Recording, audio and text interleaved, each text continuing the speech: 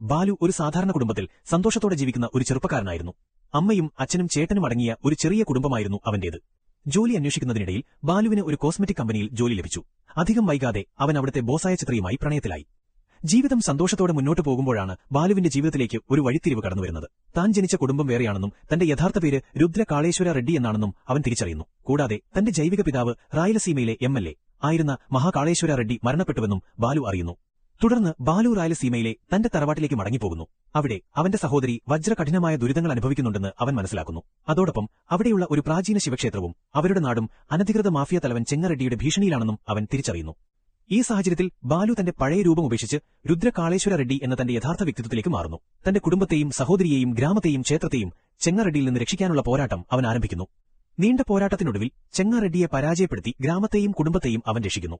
എന്നാൽ പിന്നീടാണ് അവൻ അറിയുന്നത് താനല്ല, തന്റെ ചേട്ടനാണ് യഥാർത്ഥത്തിൽ രുദ്ര കാളേശ്വര റെഡ്ഡിയെന്ന്.